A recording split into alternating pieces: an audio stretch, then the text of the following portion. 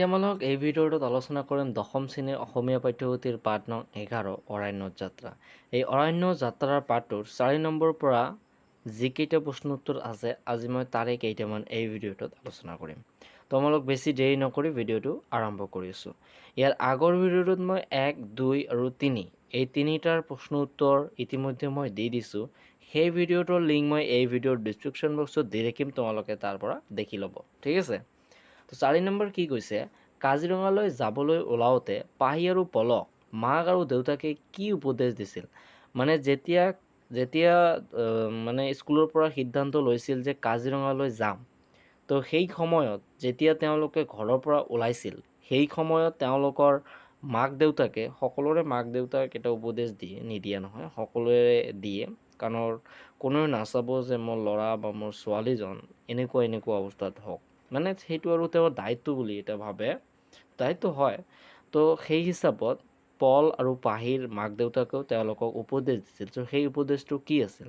উত্তৰ, মাকে পল আৰু পাহিক এই বুলি উপদেশ দিছিল, মাকে দিছিল, এইটো তেওঁৰ দেউতাকে নিদিছিল, মাকে দিছিল যে পৃথিৱীৰ ভিতৰত যশোজা থকা এখন অৰণ্যলৈ যাবলৈ ওলাইছে। অৰণ্যৰ পৰা শিকিব লগা বহুত কথা আছে, যিমান পাৰে শিকিব আৰু নিজৰ লগতে নিয়া বয় বস্তুবোৰ চম্ভালিব মানে চলিব, মানে নিজৰ লগতে মানি ল'ব মানে সহজ সৰলভাৱে আৰু তেওঁলোক যিবোৰ লৈ গৈছে সেইবোৰ যাতে ভালকৈ থাকে, ক'ত থৈ সেইটো যাতে খবৰ ৰাখে আৰু। ঠিক আছে। তো মাকে এনেকৈ দিছে, দেউতাকেও দিছে। দেউতাকে কি দিছে? দেউতাকেও শিক্ষকৰ লগ নেৰিবলৈ যি কয় সেইমতে চলিবলৈ ক'লে। দেউতাকে ক'লে যে শিক্ষকৰ লগ নেৰিব, শিক্ষকে য'ত যায় তোমালোকেও ততে যাব, মানে শিক্ষক যিটো কয় সেইটোৱে আৰু মানি ল'ব, কি কয় সেইমতে চলিবলৈ ক'লে। আনহাতে তেওঁ সিহঁতৰ খবৰ লৈ থাকিম বুলি ক'লে। এইটো সকলোৰে দেউতাকে কয় বা আম্মাই কয়, সকলোৰে কয়, মানে যে তই ক'ত যোৱা মই তাৰ পৰা খবৰ লৈ থাকিম। যদি তোমালোকে ক'ত বা যোৱা, ধৰি লোৱা এখন আলহীৰ ঘৰতে গৈছে, তো সেই আলহীজনৰ নাম লৈ ক'ব মই তাৰ পৰা তোমাৰ খবৰ লৈ থাকিম নে, তুমি তাত কি কৰা মইতো সেইটো শুনিমতো। ঠিক আছে, এনেকৈ কয়। 5 নম্বৰ, কামত ল'ৰা ছোৱালীৰ বুলি ভাগ নাই, যেনেকৈ কাম কৰি দিছোঁ তেনেকৈ কৰা। এই কথাষাৰৰ বক্তা কোন? তেওঁ কিয় এই কথাষাৰ ক'ব লগা হৈছিল? আঁতিগুৰি মাৰি লিখা। আঁতিগুৰি মানে সহজ, মানে খটকৈ লিখা আৰু, মানে এইটো কথাটো এনেতে কোৱা নাই। আৰু এই কথাটো যে অংকৰ ছাৰ ৰঞ্জিত হাজৰিকাই কৈছে, মোৰ একেবাৰে বহুত ভাল লাগিছে এই কথাটো শুনি। প্ৰায়বোৰ ল'ৰাই ভাবে যে ছোৱালীৰ একো দাম নাই আৰু, মানে ছোৱালী আৰু কি, ছোৱালীৰ যেনেকৈ পল পাহিক কৈছে যে তোমাৰ ঘৰ মোচা কাম, বাচন ধোৱা কাম আৰু কিবা কিবি কৈছে, তেনেকৈ সকলো প্ৰায়বোৰ ল'ৰাই কয়, ছোৱালী নহয়, ল'ৰাই কয়। তো সেইকাৰণে মোৰ উত্তৰটো ইমান ভাল লাগিছে, কি আৰু ক'ম তোমালোকক। ঠিক আছে, তো উত্তৰটো তোমালোকৰ লগতো শ্বেয়াৰ কৰোঁ। উত্তৰ, এই কথাষাৰৰ বক্তা অংকৰ ছাৰ ৰঞ্জিত হাজৰিকা। ইয়াত কৈছে কিন্তু যে এই কথাষাৰৰ বক্তা কোন, আৰু এই প্ৰশ্নটো বহুত কেইবাৰ পৰীক্ষাত অহা দেখা গৈছে। তো সেই হিচাপত তোমালোকে পঢ়িবা। তো বক্তা কোন? ৰঞ্জিত হাজৰিকা। কাজিৰঙালৈ যাত্ৰাৰ সময়ত বাছৰ ভিতৰতে শিক্ষকসকলে ছাত্ৰ ছাত্ৰীৰ মাজৰ পৰা নেতা নেত্ৰী পাতি দিলে। মানে ছাত্ৰৰ পৰা এজন, ছাত্ৰীৰ পৰা এজন বা দুজনকৈ পাহি আৰু বিদিশাক দায়িত্ব দিয়া হ'ল বাছত থকা ছাত্ৰ ছাত্ৰীৰ সংখ্যা গণনা কৰিবলৈ, মানে গণিবলৈ, আৰু অসুবিধাসমূহ চকু দিবলৈ। অসুবিধাসমূহ কি কি হয়, কি কি নহয় সেইবোৰ চাবলৈ দিলে। নৱম শ্ৰেণীৰ সৌৰভ আফতাবক দায়িত্ব দিয়া হ'ল খাদ্যবস্তুৰ পেকেট আৰু পানীৰ বটল সকলোৰে মাজত সমভাৱে বিতৰণ কৰিবলৈ। বিতৰণ মানে দিয়া তেওঁলোকক। তেতিয়া সৌৰভে আপত্তি কৰি পাহিহঁতৰ কামটোৰ দায়িত্ব পলহঁতক দিবলৈ ক'লে। মানে সৌৰভহঁতক যিটো দিছে সেইটো মানে আৰু পচন্দ নহয় কোনটো, যে পাহিহঁত সেইটো কাম কৰিব, পলহঁত বহি থাকিব, সেইটো তেওঁলোকৰ পচন্দ নহয়। পলহঁতক দিবলৈ ক'লে। কাৰণটো লিখি দিছে। কাৰণ তেওঁলোকে কৈছে, কাৰণ কোনোবা লগৰীয়ে উৎপাত কৰিলে তেওঁলোকক হেনো শাসন কৰিব পাৰিব। এইটোৱে সকলো ল'ৰাৰ ভুল, যে উৎপাত কৰিলে নোৱাৰিব নেকি শাসন কৰিব।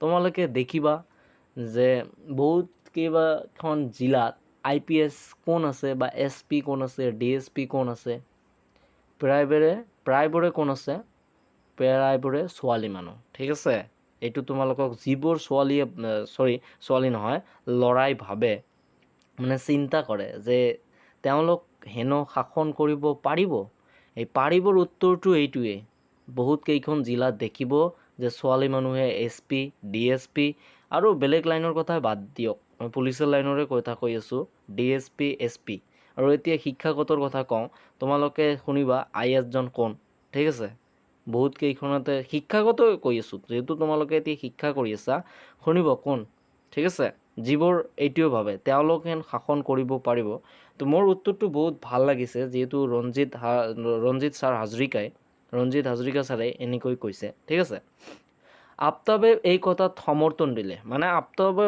সাপোৰ্ট কৰিলে আৰু সৌৰভৰ কথা শুনি গণিতৰ শিক্ষক ৰঞ্জিত হাজৰিকা মহাশয়ৰ খং উঠাৰে কথা মোৰো খং উঠিল আৰু তেখেতে উক্ত কথাষাৰেৰে সৌৰভ আৰু আফতাবহঁতক বুজাব বিচাৰিলে উক্ত কথাষাৰেৰে মানে যিটো প্ৰশ্নত আছে আফতাবহঁতক বুজাব বিচাৰিলে যে ল'ৰা ছোৱালী সকলো সমান ছোৱালীয়ে কৰিব কৰা কাম ল'ৰাই কৰিব পাৰে তো এনেকৈয়ে বুজনি দিছিল আৰু ঠিক আছে আৰু যিবোৰ ল'ৰাই ভাবে যে ছোৱালীয়ে ল'ৰাই কৰিব পৰা কাম কৰিব নোৱাৰে সেইটো উদাহৰণ মই অলপমান আগতে দি দিলোঁ আৰু নিদিওঁ হয়তো তোমালোকে বেয়া পাব পাৰা কিন্তু এইটোৱে সঁচা কাৰো জীৱনক লৈ কোনো অহংকাৰ কৰিব নালাগে আৰু নেগলেক্ট কৰিব নালাগে কাৰণ তেওঁতো জীৱন তেওঁ ইচ্ছা কৰিলে সকলোবোৰ কৰিব পাৰে ঠিক আছে তুমি ইচ্ছা কৰিলেও ছোৱালীবোৰৰ কাম কৰিব পাৰা কেৱল মাত্ৰ ইচ্ছা লাগিব মনৰ বল লাগিব আৰু আকাংক্ষা থাকিব ঠিক আছে আকাংক্ষা থাকিব লাগিবই তোমাৰ এতিয়া আমাৰ আহিল কি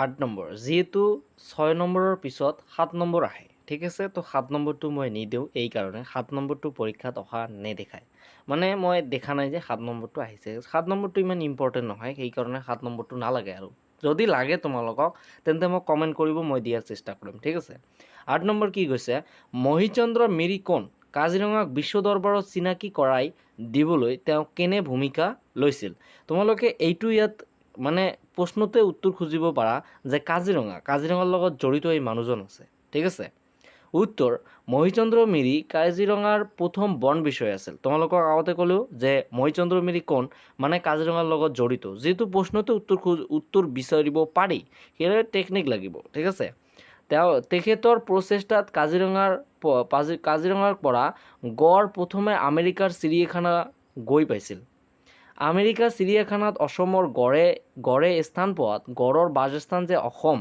এই কথা বিশ্ববাসীয়ে জানিব পাৰিছিল আৰু বিশ্বৰ মানচিত্ৰত কাজিৰঙা স্থান লাভ কৰিবলৈ সক্ষম হয় মুঠৰ ওপৰত বিশ্বৰ মানচিত্ৰত কাজিৰঙাক চিনাকি কৰি দিয়া প্ৰথমজন ব্যক্তিয়েই মহিচন্দ্ৰ মিৰি ঠিক আছে মহিচন্দ্ৰ মিৰি কোন তেন্তে এটা দুটা উত্তৰ লিখিব পাৰা যদি মানে মহিচন্দ্ৰ মিৰি কোন থাকে এইটোহে তেন্তে লিখি দিব দুটা লিখিব পাৰা মহিচন্দ্ৰ মিৰি কাজিৰঙাৰ প্ৰথম বন বিষয়া বা মুঠৰ ওপৰত এইটো নিদিব বিশ্ব মানচিত্ৰত কাজিৰঙাক চিনাকি কৰি দিয়া প্ৰথমজন ব্যক্তিয়ে মহিচন্দ্ৰ মিৰি ঠিক আছে তো আজি আমালোক এই ভিডিঅ'টোত 4 5 6 আৰু 8 নম্বৰৰ প্ৰশ্ন উত্তৰ ইতিমধ্যে দি দিলোঁ ঠিক আছে তো আজিৰ ভিডিঅ'টো ইয়াতেই DMK আসাম চেনেলটোত যদি প্ৰথমবাৰৰ বাবে আহিছা DMKৰ পৰা কিবা যদি অলপ হ'লেও উপকাৰ বা সুবিধা হ'ল তেনেহ'লে DMK চেনেলটোক ছাবস্ক্ৰাইব কৰি চেনেলটোৰ লগত লাগি থাকা আজিৰ ভিডিঅ'টো মই ইয়াতে সমাপ্ত কৰিব বিচাৰিছোঁ আজিৰ ভিডিঅ'টোত মই তোমালোকক যিখিনি দিলোঁ এইখিনিয়ে দি